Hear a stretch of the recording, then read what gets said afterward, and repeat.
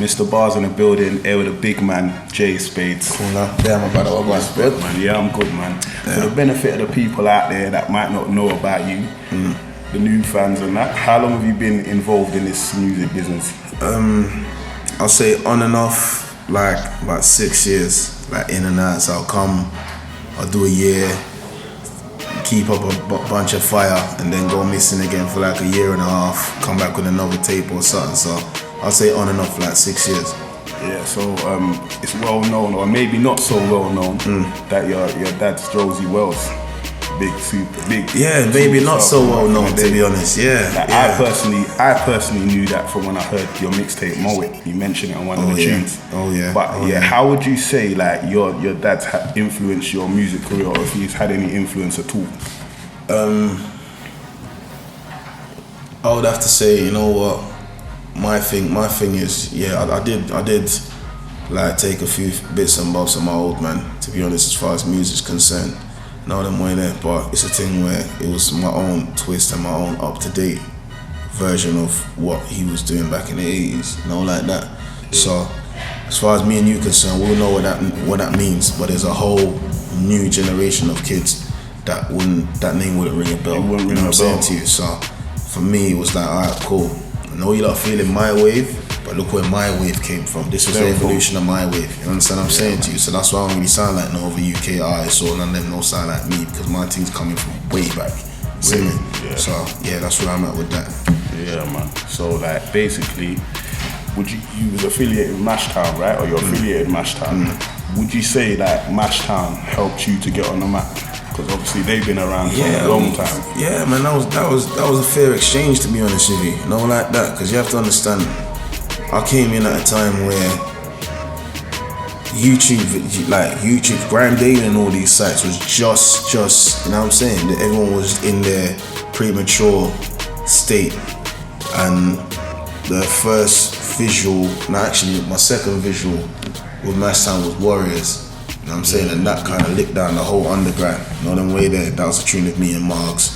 Brought the whole hood out. You see the man there, the Jewels, the Goonies, the Red Tente, you get me? And that kind of set a platform for a whole heap of artists. I see a whole heap of artists now trying to sing hooks and do this and that, Red Tente, when we was doing that way back. Way back, yeah. You know what I'm saying? So, yeah, that was definitely a fair exchange. Big up the man, I still mess with the man until this day. You know what I'm saying? Marks is on my project now, still running around. Like, we're doing a whole, nothing's changed, nothing whatsoever. It's just like everyone's going in different directions. Everyone's kind of putting themselves where they want to be in life. You know them way there. And I decided to say, I'm going to take this music thing to the next level. So that's where I'm at now. Yeah, man, that's big still.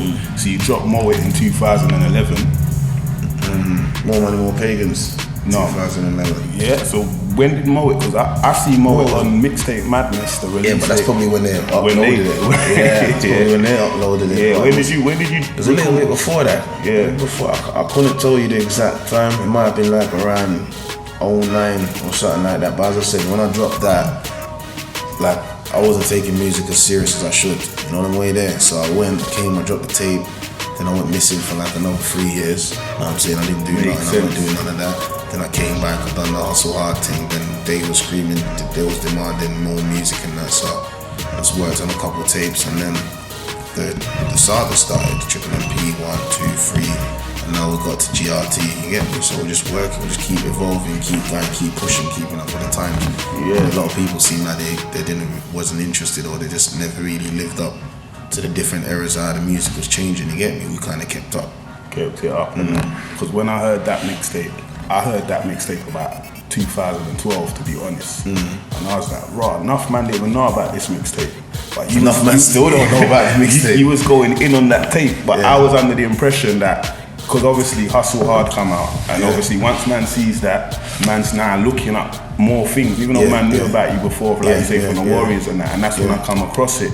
So I guess when you dropped that mixtape, it didn't get as much love as you probably would when you just dropped it. And I said at that time when man dropped Mow It, it wasn't a YouTube thing, it wasn't a Grime Daily thing, it wasn't, you know what I'm saying to you, like there wasn't so many outlets and all that type of stuff for man to showcase my music. It was more of like shoot a video, get on YouTube somehow, and the streets kind of propelled it. You know what I'm way there? So that's what that was. It was more hands-on than anything. Now you can just make a song in the studio, call up a website, yo, link up or Grind Daily or SB, yo, come shoot my thing, boom, boom, boom, they do all the work for you.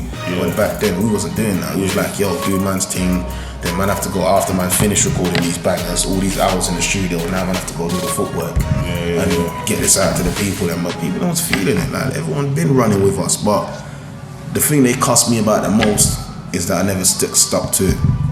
Okay. So I'll come do a year, boom, boom, boom, 2 years, where's J Spades?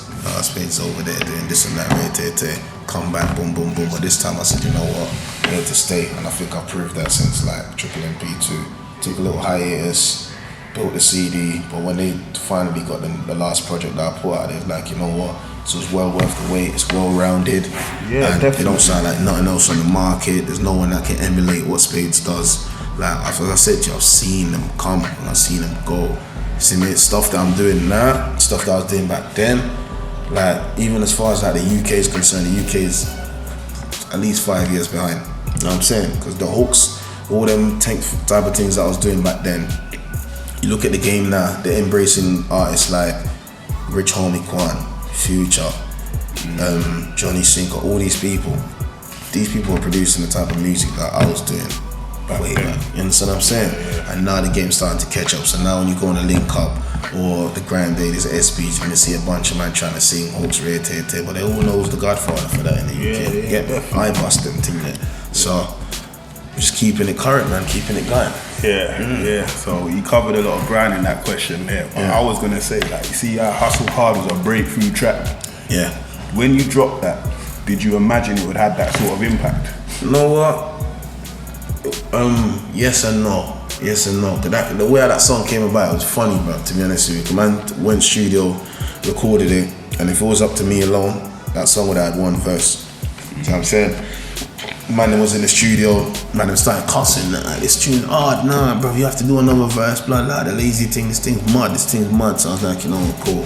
Boom, boom, flex for a bit more, and the man's like, yo, niggas say that they grinding, tell me why they pinky ain't shining. Then we started from there, wrapped up the second verse, put it out. But I think what made it so substantial is the fact that at the time, Tiny Temper had a freestyle out over the same tune. Chipmunk had one out. All of these guys, all of the A-listers at that time had a version of that thing. You see me? But my thing was just like shut Your one coming like the version. Like you understand what I'm saying? When I bought Ace Hood a little bit after that, and he was like, yo fam, big man thing, I don't really listen to like the UK rap but when I came here, the promoter put me on like, yo, dude, things messing up the place, he listened to it, man was quoting my lyrics. He's like, yo, fuck with that, you know what I'm saying to you? Like, you know what I'm saying to you? So I was like, wow, if this is his original track and he's come to my side of the waters and he's saying to me, yo, King, boom, boom, boom, we mess with that, then that kind of told me what I needed to know, that I done my job. You know what I mean? Yeah. I'll be real with you, I'm a man thinks I'm mad. I just listen to pure UK. I'm a UK DJ, UK all the way. So when I heard that tune, like, and that sounds mad, I didn't even hear Chips one or hear Tiny Terms, I thought it was your tune, blood. It's only, there you go. There you go. That's it. It's only a man said, no man, that's Ace Hood, fam. I said, bruh. You know? King, as I said, fam, the thing was licking numbers, and as I said, man was doing them numbers at a time when people weren't even buying YouTube hit shit. You understand what I'm saying? Like the game wasn't up on all of that, so we was doing like 1 million and odd on Hustle Hard, and then Rap City got shut down because that Rap City was a site. Remember Rap City? Where Rap City was like the early segment of videos. You understand what I'm saying to you? The feds came in, they shut down Rap City, so I lost like 1.5 million worth of YouTube hits on there. It got re-uploaded and it still hit 800k. You understand what I'm saying to you? So it was kind of self-explanatory. It was talking for itself. Like the numbers was there, the demand was there, and the traffic was there. So we just kept it going from there. Yeah, man, that was a big look still, like, and then obviously More Money, More Pagans 1, 2. Kept it going. You get me? And then I honestly thought that gap business between your tapes was a strategy. You get me? Like, it was and it weren't. You know what I'm saying? Because as I said to man, like, we was doing music, but music weren't really doing us, if that makes sense. Because at the time, bruv, you already know how the whole situation was set up, the whole Hackney team, match time, this, that, red. A lot of people just kind of, they like to look, but they wanted to look from a distance and listen from a distance, you get me? Until we had to guy in the industry and go in and start networking with people and breaking down barriers and this and all of that type of thing. And then everyone put everything aside and actually listened to the music, and I was like, you know what, this is dope. Yeah. See me? And not only is it dope, it's being propelled by the streets, the fans, in so many words, until it hit the radio heads. You know what I'm saying? You know, when the radio's got so much pressure that they have to start playing this music, it's like everywhere they go, every rave they go. That's busting up the place, so you can't understand? So yeah, so that's all that was, man. We was just grinding to put ourselves in the position that we're heading towards now today. You get me? So now you got the new project that's out now. It's been out for, how long has it been out for now? For 2 weeks. 2 weeks is on free. Yeah, about that. About 2-3 weeks, I think. So you done that mad numbers on your free downloads, bro. Did it reflect on your sales so far on your because you have to understand that the genre that I was supposedly meant to be in is not considered to be a buying crowd. You understand what I'm saying? So like all of the man that's in my genre, whoever you want to name, whether it's the Gates, the Potter Papers, the whoever, DVS, whoever it may be, you understand what I'm saying to you? It's always been a common belief by the labels that these man can't sell music. We can't sell music, you understand? So it's good to look at from the fans. They can look, they love it, they get gas, they have it on their phone, free download, rate, but will they go out and actually buy it? That was in question, you understand what I'm saying? Until man put it in perspective, alright, cool. You don't believe the music can sell? I gave them 2 mixtapes for free, but off the back of giving them a tape for free, I sold a lot of merchandise, you know what I'm saying? Okay. So we were selling clothes like Gap, you know them way there, More Money, More Pagans, t-shirts, snapbacks, woolly hats, the hoodies, like everywhere, school kids, man, them, you name it, it was all over. It's all there on my Instagram still, I ain't deleted it, you know what I'm saying? Yeah. So all evidence of everything that I'm saying still there. So with that being said, the indication. Right, said, cool. If you don't believe that the man them can sell music, we'll show you. We don't even need to sell music. We'll give them this music for free, you understand? And then watch them come and buy the clothes and the merchandise and watch them at the shows. They buy tickets, they come and see us. When they hear Spades are performing live and wherever, like it's a full house, bro. Clubs going upside down, champagne's flying all over the place. You understand what I'm saying? Yeah, so now they start to understand it, but at the time when they came, we was like, you know what? We built this, we're doing great. Unless you got something super substantial for all of us to be like, yeah, let's shake hands and do it, then nah. So I had a couple meetings with labels before I dropped this tape, you know what I'm saying? And they came with some decent offers and situations, but it was more like we were so close. Like we finished the CD and we were so close to like climaxing that it was like, you know what? We'll come and see that after we're done with the CD. You know them way there, so we can possibly network or we can possibly negotiate a future project. Yeah, you know what I'm saying? So now the first week, they're seeing a couple thousand sold and they're like, wow, one video, couple thousand sold on iTunes, and obviously we were still doing this niggerish behavior thing. My Spotify wasn't ready, my Google Play weren't ready, my Amazon Music wasn't ready, so it was just iTunes sales the first week. Yeah, you know what I'm so saying? weren't even all the platforms. So there weren't all the platforms, wasn't even ready until the second week, you get me? And then everyone got involved, and then, as I said, the hard copies come true. A couple days ago, we're about to have the street team, we're gonna hit the road from city to city. So they're gonna see these numbers, you know what I'm saying? The numbers are already speaking for itself, I'm just trying to let them see it. And then everyone else behind me that's gonna bite my blueprint anyway, it's only right they follow our shoe print.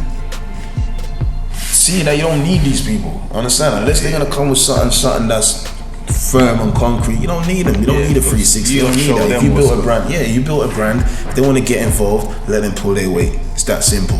Yeah. See me? They want everyone to make it easy for them. Right. Labels don't sign dudes and build them no more, bro. They want to sign people that's ready made. You know what I'm saying? So they can just come and polish it off and put it on the shelf. Yeah. You know what I'm saying? So my thing is like, cool. We polished up. We're getting ourselves on the shelf. What can you do for us? Unless you can give us a bigger avenue, then we can be like, alright, cool. Give us a distribution situation. That will make more sense. But apart from that, 360 for now. Like, I hear that, man. And for the benefit of the people that haven't got the tape, who you got featuring on this tape now?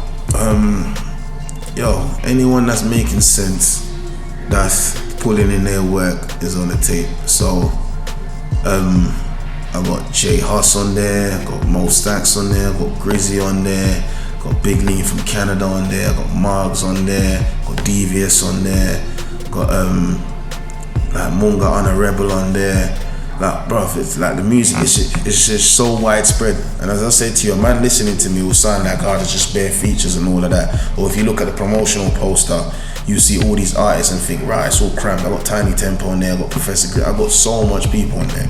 You understand? But when you actually listen to the CD, it's a dope body of work. And everyone that was asked to be a feature delivered and done their job and was asserted appropriately on the tape. So it's not just frying bare man on the tape for the sake of shock value. If you listen to the tape, every song and everyone that's on the tape is placed in their positions where they need it to be, and that's why the tape's doing what it's doing now. Makes sense. Yeah. So you know what, people out there, if you ain't got the tape, you need to go get the tape. Trust me. Get me? So there's a question that you answered already, so I won't gonna get into that in regards to the label situation. Yeah. You already went into that. So up to this day, what would you say the highlight of your career has been? You know what? I don't know, man. I don't know if it's getting noticed by people that I didn't think would notice, man, or perform O2 Arena. So I feel like when I went to the O2 Arena and I performed there, it was like, okay, cool, Virgin, you need to start to take this thing serious and put your thing where it needs to be, you know, like that. So from coming from the blogs and the man them and tearing up clubs and rare tear to going to the O2 and doing the Indigo Flex with the man them and rare, that's when I realised, you know what, widen your horizons, put the thing where it needs to be, so everyone else that's coming behind you can follow and see, so boom. So performing at the O2, I'd say, yeah. The music's big. I'll tell you a little story. Like, I played in Bristol in July. Yeah, big up Bristol. I love Bristol. We had Big Nasty in the show. Yeah. But we had a DJ come on before me. He's playing bare American rapping. The dance floor was empty. One brother come up to me and said, "Boss, beg you run some tunes." So I'm thinking, raw, like it's empty in there. It's a weird setup. The first tune I drawed for was Hustle Hard. Yeah. Put the tune on, and I'm looking on the laptop for the next tune. When I look up again, I'm seeing people in front of me. I didn't even know they was in the club. Bruv. I said, raw, where these people coming from? And like that's when I know, like that tune. Like obviously I've drawn that tune. I know it's a big tune, but I've drawn it in it. I've just said, right, let me just start the dance with this for my thing, and trust me, it popped, started the venue nice. Yeah, like. man's flooded floors in Bristol. As far as like, you already know, we because of where we came from, we attract a certain crowd, innit? You know what I'm saying? Obviously, it's widened a lot now, and I got different fan base from different, all like walks of life. But from where you're talking at, and them times, like that time period there. When I go perform in Bristol, bruv, you can't walk in the club, fam. You understand what I'm saying? Like, apart from the man them crowding up the place, the floor is soaked from man spraying bottles and you know what I'm saying to you, that's the energy that we kind of brought to the clubs and all that, apart from making grown man music. You know what I'm saying? So when I can make a tune like Back Against the Wall and like, you know, that's big music, like Naughty Boy, do it big and all them type of things. I can make radio friendly music, but for people that was following us from the background that we came from, Hustle Hard, Nightmares, Every Day, all them type of tunes, that set a stamp in the club scene where everyone started jumping on 808 beats, everyone started trying to label out their club, like from everything, from the video styles, everything, you know, them way there. So now it's just the get back, that's all. Yeah, man, trust me, you're doing big things out there. So who from Hackney right now should we be looking up, that youth's gonna come up on this rap thing? Is there anyone that you could point us in the direction to and say, yeah, check out this man and that man? It's gonna break my heart to say this, but I can't really think of no one off the top of my head right now. If you're gonna say East London, or even East London, then I'll say J Huss. Huss is working. J Huss is definitely working. But as far as like Hackney, like young boy on the come up, no one ain't been brought to my attention yet, but hopefully that's gonna change in a couple minutes, you get me? So whoever's there grinding right now, make sure you come knock our doors and make us aware of you, you get me? So we can shout you out for the next thing. But right now, no one off the top of my head. So like, you selling all this merchandise, we know you're gonna have the vans doing the street team thing. Apart from that, man, where can we get the merchandise from? All the outlets that want to get involved, really. Like this week is gonna be focused on like rapping and chatting with a few like clothing outlets and this and that, whether it be Birmingham, Manchester, Bristol, all these cities. So whichever clothing shops or whoever wants to stock GRT clothes and tapes and merchandise or whatnot, get at me, get at my management team. We can work out some numbers and work out some situations, you get me? So that's where I'm at with it right now, because as everyone knows, it's independent. It's still us. There's no suit and ties involved. It's just us. I hear that.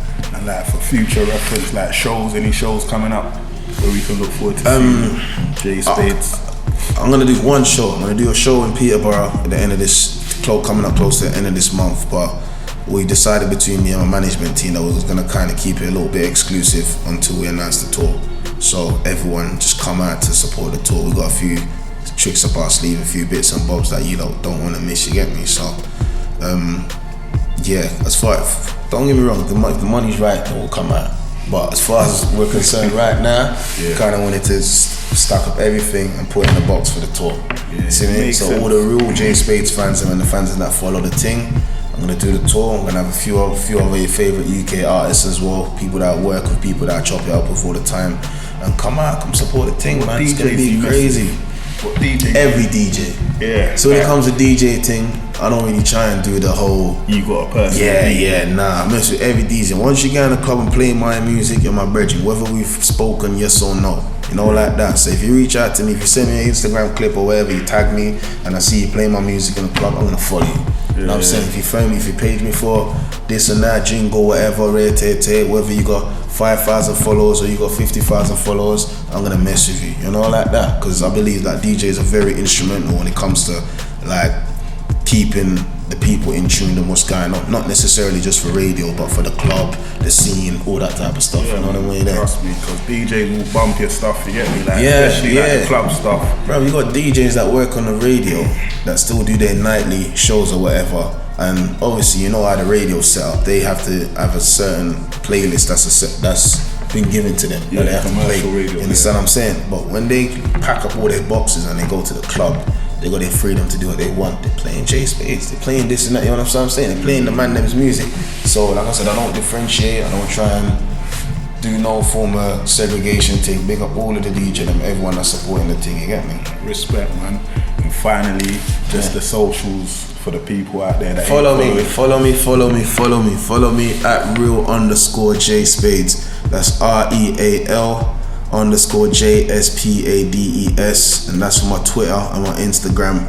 We're about to jump on Snapchat in a minute. We're just patting it out with my management. You get me? I ain't got a Snapchat yet, bro. I've been trying to stay away from it, but as I said to you, the way how the game's set up right now, management's like, yo, let's get them a little bit more. You get me? Yeah, so they want to know, man. They want to know. They might not care about mine, but they definitely want to know about it. They want to know what I'm up to. You get me? So yeah, man, that's where I'm at right now. You get me? I hear you, man. Respect J Spades, brother.